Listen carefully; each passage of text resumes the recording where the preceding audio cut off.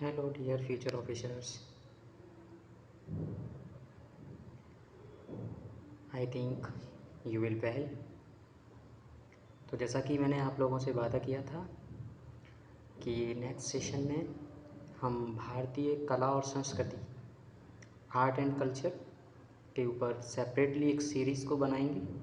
उसी सिलसिले में मैं आप लोगों के साथ आज उपस्थित हुआ हूँ और मैंने आप लोगों से ये भी वादा किया था कि ये जो सीरीज़ हमारी होगी वो हमारी एक स्पेसिफिक बुक नितिन सिंघानिया से रिलेटेड हम लोग डिस्कस करेंगे। ठीक है दोस्तों, तो हम लोग इस सीरीज़ को स्टार्ट करने की कोशिश करेंगे। काफ़ी इम्पोर्टेंट हमारी ये सीरीज़ होने वाली है। इस सीरीज़ में हम किन किन चीज़ों को देखेंगे ये भी हमारे लिए इम्पोर्टेंट हो जाता है। तो सबसे पहले हम आप लोगों को इस चीज़ के बारे में भी बताना चाहेंगे कि जो नितिन सिंघानिया की जो बुक है, नितिन सिंघानिया सर खुद भी एक आईएएस हैं जो कि 2013 बैच के पश्चिम बंगाल कैडर के आईएएस हैं। ठीक है, तो इन्होंने इस बुक को लिखा है। मोस्टली होता क्या है कि हम जिन चीज़ों को जो रिसोर्सेज जो हमारे होते हैं, रेफरेंस जो सोर्स होते हैं, उनके ऊपर कम ही बिलीव होता है। ठीक है, तो हमें जब तक उन रेफरेंस बुक्स जो है ना, इम्पोर्टेंट बुक्स हैं, उनके ऑथर या फिर उनकी इम्पोर्टेंट सोर्सेज के बारे में पता नहीं चलता ना, तब तक इतना बिलीव नहीं होता कि कितना इम्पोर्टेंट हमारे लिए ये बुक्स हो सकती हैं। तो ये तो सभी लोगों को पता है कि नितिन सिंघानिया यूपीएससी सीएसई के लिए कितनी इम्पोर्टेंट बुक होती है। यहाँ से आर्ट एंड कल्चर के कितने सारे क्वेश्चंस बनते हैं, मेंस पीटी बोथ। ठीक है, स्टेजेस में यहाँ से क्वेश्चंस बनाए जाते हैं। ठीक है, हम यहाँ पर देखेंगे कि हमारा जो पीटी जो होता है उसमें वर्ष में कितने कितने क्वेश्चंस पूछे गए हैं। तो यहाँ पर आप देख रहे हो जो हमारी काफ़ी ऊंची ऊंची जो बिल्डिंग्स नज़र आ रही हैं, आप देखोगे यहाँ पर 2014। ओके, 2014 में आर्ट एंड कल्चर से सबसे ज़्यादा क्वेश्चन पूछे गए थे। इसमें 24 क्वेश्चंस आए थे। आपको पता है कि 2013 में जो हमारा सिलेबस चेंज हुआ था, ठीक है, 2011 में जो हमारा सिलेबस चेंज हुआ ना, परीक्षा पैटर्न, तो उसके बाद हमारा जो आर्ट एंड कल्चर के जो क्वेश्चंस का जो जो ग्राफ है ना, वो हमेशा ऊपर बढ़ता गया। हाँ, ये बात सही है, 2017 में ये क्वेश्चंस थोड़े से कम हुए, 10 क्वेश्चन भी पूछे गए, लेकिन यूपीएससी में 10 क्वेश्चंस बहुत इंपॉर्टेंट होते हैं। ठीक है, तो इतना हमें बहुत ही विशेष ख्याल रखना होगा। उसके बाद फिर हम यहाँ पर देखते हैं कि सबसे ज़्यादा 2014 में 24 क्वेश्चंस, 2015 में 16 क्वेश्चंस, 2016 में 12 क्वेश्चंस, 2017 में। और बिल्कुल ही हमें पता नहीं होता कि यूपीएससी कब अपना रिदम चेंज कर ले। अभी इन्होंने एकदम क्वेश्चंस जो पूछने का जो तरीका है एकदम कम कर दिया है। अब देखना धीरे धीरे ये अपराइज भी होगा, क्योंकि आपने देखा होगा 2016 का जो एग्ज़ाम हुआ था उसमें 32 क्वेश्चंस करंट अफेयर से पूछे गए थे। किसी को बिल्कुल भी भनक नहीं थी कि यूपीएससी ऐसा भी कर सकता है, लेकिन पूछे गए थे। और उसी समय विज़न आईएएस की जो हमारी मैगजीन्स आती है मंथली 365, उसकी वैल्यू बढ़ गई थी मार्केट में। ठीक है, तो काफ़ी इम्पोर्टेंट हो जाता है। और जैसा कि मैंने आपसे कहा कि ये सिमिलरली मेंस के लिए भी उतनी ही इम्पोर्टेंट हो जाती है। तो मैं आपको बता दूं, वह 2013 में यूपीएससी मुख्य परीक्षा का पैटर्न जब परिवर्तित किया गया, उसके बाद से जो हमारा जो प्रश्न पत्र है, जिसमें टोटल यानी कि जो हमारा फर्स्ट पेपर है उसमें 250 मार्क्स का होता है। ठीक है, जैसे कि हमने पिछले वीडियोस में हमने यूपीएससी के जो सिलेबस और उसका जो पेपर पैटर्न है उसके ऊपर जो डिस्कशन किया, तो वहाँ से हमें चीज़ें समझ में आ जाती हैं। तो 2013 में हमारा 30 नंबर के क्वेश्चंस आए, 2014 में 40 मार्क्स के क्वेश्चंस आए। तो ये क्वेश्चंस ना हमारे लिए काफ़ी इम्पोर्टेंट हो जाते हैं। ठीक है, तो हम इनको इग्नोर नहीं कर सकते। तो ये भी हम देखते जाएंगे। और हमारी जो यहाँ पर पूरा का पूरा जो कंटेंट सीरीज़ है कि हम किन किन चीज़ों पर डिस्कस करेंगे, तो ये भी हमारा यहाँ पर दिया गया है। ठीक है, तो हमारा पार्ट ए यानी कि दृश्य कला, जैसे विजुअल आर्ट है ना, तो हमारे 2 टाइप के आर्ट्स होते हैं। एक हमारा विजुअल आर्ट होता है, ठीक है, और एक हमारा अनविजुअल आर्ट होता है। ठीक है, तो इन दोनों के ही बारे में हम डिटेल से डिस्कस करेंगे। फर्स्ट जो हमारा यहाँ पर दिया गया है, आप लोग देख पा रहे होंगे, ठीक है। जो हमारा फर्स्ट जो दिया गया है, जैसे कि आप यहाँ पर देख पा रहे हो, यहाँ पर बोला गया है, इससे से यहाँ पर है अध्याय फर्स्ट जो है भारतीय वास्तुकला, मूर्तिकला और मृतभांड परिचय, ठीक है। वास्तुकला यानी कि हमारा आर्किटेक्चर्स, तो भारतीय जो आर्किटेक्चर है, जो हमारा मूर्ति कला है यानी कि स्कल्पचर्स हैं, और जो हमारे मृतभांड हैं यानी कि पोटरीज से रिलेटेड जो है ना, वो यहाँ से हमारे क्वेश्चंस पूछे जाते हैं, ठीक है। और उसके बाद यहाँ पर आप देख रहे होंगे कि हम भारतीय वास्तुकला के साथ में हम प्रीवियस ईयर्स के क्वेश्चन पेपर्स भी डिस्कस करेंगे, ठीक है। मुख्य परीक्षा के पेपर्स भी डिस्कस करेंगे, ठीक है। और उसके बाद हमारा सेकेंड जो चैप्टर्स आता है वो आता है हमारा पेंटिंग्स यानी कि इंडियन पेंटिंग्स। तो इंडियन पेंटिंग से रिलेटेड भी हम अलग अलग जितने भी हमारे स्ट्रक्चर हैं उसमें इंडियन पेंटिंग से रिलेटेड भी हम वो सारी की सारी चीज़ें हैं ना, वो हम सब की सारी चीज़ें हम डिस्कस करते जाएंगे, ठीक है। सारी की सारी चीज़ें हम डिस्कस करेंगे, आपको बिल्कुल भी घबराने की ज़रूरत नहीं है, ठीक है। बिल्कुल भी आपको परेशान होने की ज़रूरत नहीं है। इसमें हम जो हमारी पेंटिंग्स के जितने भी प्रिंसिपल्स होते हैं, ठीक है, हमारे प्री हिस्टोरिक पेंटिंग्स हैं, जब हमारे अर्ली ह्यूमन्स हुआ करते थे यानी कि जो आदि मानव हुआ करते थे, उस समय जब वो केव्स में रहकर, गुफाओं में रहकर जो पेंटिंग्स बनाया करते थे, जैसे बाघ की गुफाएं आपको याद होंगी, ठीक है, ठीक है। आदमगढ़ की गुफाएं जो कि मध्य प्रदेश में है, वहाँ पर आपको याद होंगी। तो इन सारी गुफाओं से रिलेटेड जितनी भी चित्रकारी उन्होंने की है, ठीक है, वो सब कुछ हम डिस्कस करने वाले हैं यहाँ पर, है ना। चलो आगे बढ़ते हैं। और आगे आप देखोगे कि यहाँ पर चैप्टर वाइज सारा का सारा हम डिस्कशन करेंगे, और हमारे यहाँ पर काफ़ी चैप्टर्स हैं और काफ़ी लंबी सीरीज़ होने वाली हमारी है।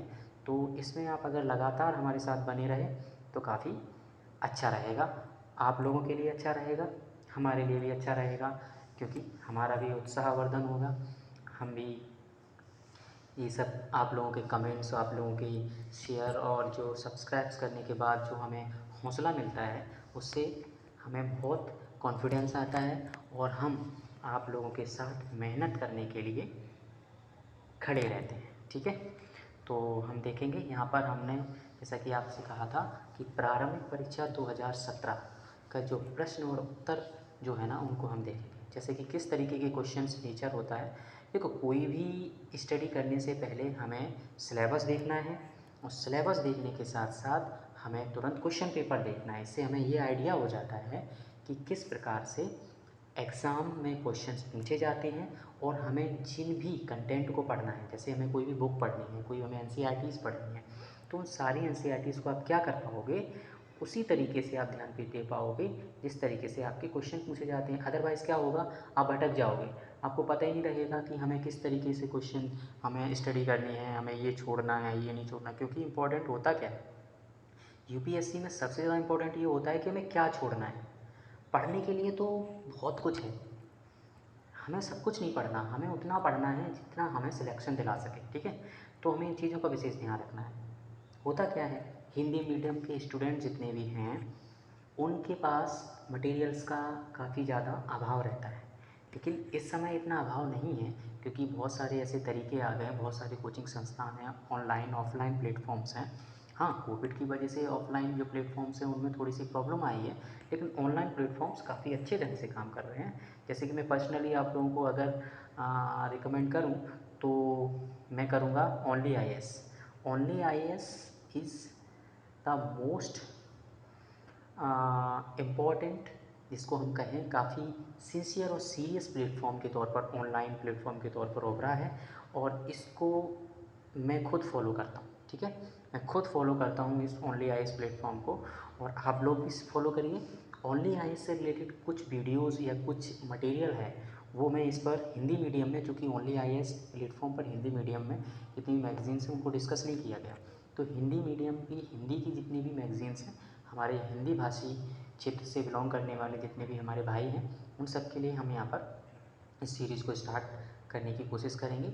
कुछ हमारे सेशंस होते हैं, जैसे कि ओनली आईएएस में इंग्लिश में उनको डिस्कस किया जाता है, तो हम ट्राई करेंगे उनके माइंड मैप बना के हिंदी में आपको किस तरीके से साइंस से रिलेटेड जो उनका संडे एडिटोरियल डिस्कशन होता है, उसको हम किस तरीके से आपको सरल बनाने की कोशिश करें और आपको समझा पाएँ, ये भी हमारा एक प्रयास रहेगा, ठीक है। तो हम क्वेश्चन पर आते हैं, और क्वेश्चन हमारा है कि भारत के धार्मिक इतिहास के संदर्भ में, क्वेश्चन हमें बहुत केयरफुली पढ़ना है, भारत के धार्मिक इतिहास के संदर्भ में निम्नलिखित कथनों पर विचार कीजिए। पहला है, हमारा पहला ऑप्शन है, स्वतांत्रिक और सम्मितीय जैन मत के संप्रदाय थे। जो स्वतांत्रिक और सम्मितीय जो थे वो जैन मत के संप्रदाय थे, ये हमें ध्यान रखना है। ये दोनों संप्रदाय किसके थे? जैन मत के संप्रदाय थे या नहीं, हमें ये बताना है, ठीक है। उसके बाद है, सर्वास्तिवादियों की मान्यता थी कि दग विषय। अब देखो यहाँ पर आपका जो शब्द है ना हिंदी के, बहुत ही टफ हो जाते हैं, हमें समझने से बाहर हो जाता है। इसलिए क्या करना होता है, हमें इंग्लिश की इसकी टर्मिनोलॉजी को देखना होता है। इंग्लिश का पेपर साथ में होता है, देखना होता है। दग विषय का मतलब होता है फिनोमिना, मतलब एक से ज़्यादा चीज़ें जब उसमें इंक्लूड होती हैं। तो सर्वास्तिवादियों की मान्यता थी कि फिनोमिना के अवयव पूर्णतः क्षणिक हैं, क्षणिक नहीं हैं, अपितु अव्यक्त रूप में सदैव विद्यमान रहते हैं, ठीक है। तो हमें यहाँ पर बताना है, ये क्वेश्चन हमारा था, इसमें हमारा कौन सा सही है कौन सा गलत है ये हमें देखना है, ठीक है। तो ये क्या हमारा ये क्वेश्चन था, तो इसमें हमारा बी नंबर का जो है ना वो हमारा सही होगा। बी नंबर का मतलब सही होने का मतलब क्या है? बी नंबर का मतलब सही होने का मतलब ये है कि जो हमारा स्वतांत्रिक और सम्मितीय जो 18वीं और यहाँ पे नीचे लिखा डिस्कशन किया गया है, 18वीं या 20वीं प्रारंभिक शाखाएँ, उनकी 18वीं सदी में जो उनकी जो बौद्ध धर्म की जो शाखाएँ हैं उनसे रिलेटेड है। तो ये जैन धर्म के संप्रदाय तो नहीं रहे, ठीक है। तो हमें विचार करना था ना, तो जैन धर्म के संप्रदाय तो नहीं है, तो यहाँ पर इस तरीके के क्वेश्चंस भी हमसे पूछे जाते हैं, ठीक है। आगे हमारा है कि बोधिसत्व पद्मपाणि का चित्र सर्वाधिक प्रसिद्ध है और प्रायः चित्रकारी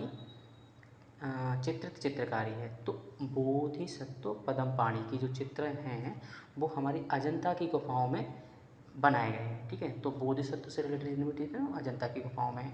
उसके बाद हमारे यहाँ पर युग्म मिलान करने के लिए आया है चलिया उत्सव, ठीक है, ठीक है, नंदा राज जात यात्रा और बारी दरकारी, ठीक है। तो ये हमारा एक पूरा क्वेश्चन पेपर है। उसके बाद यहाँ पर है कि कौन सा सूर्य मंदिर के लिए विख्यात है। तो आपको पता है अमरकंटक तो सूर्य मंदिर के लिए बिल्कुल भी नहीं है, ठीक है।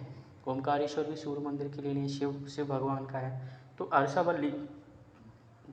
अरसावल्ली जो है वो हमारा सूर्य मंदिर के लिए काफ़ी फेमस है, जो कि हमारा कहाँ पर है, ये हमारा देखने वाली बात होगी। तो हमारा जो अरसावल्ली वाला जो क्षेत्र है ना, तो वो हमारे सूर्य मंदिर के लिए फेमस है और ये आंध्र प्रदेश में, कहाँ पर है ये?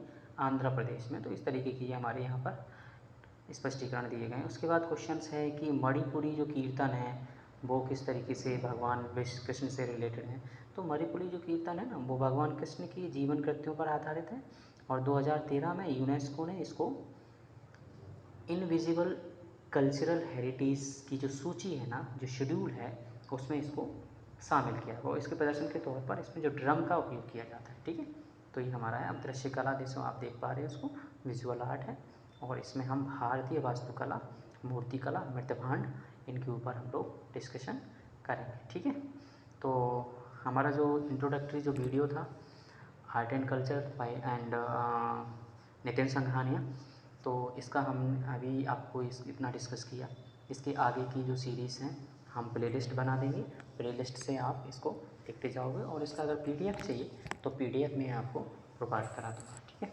इसके माइंड मैप भी मैं तैयार करूँगा, तो माइंड मैप जितनी पीडीएफ होगी वो भी आपको मैं प्रोवाइड करवा दूँगा, ठीक है। बस आप लोगों के सपोर्ट की आवश्यकता है। Thank you friends.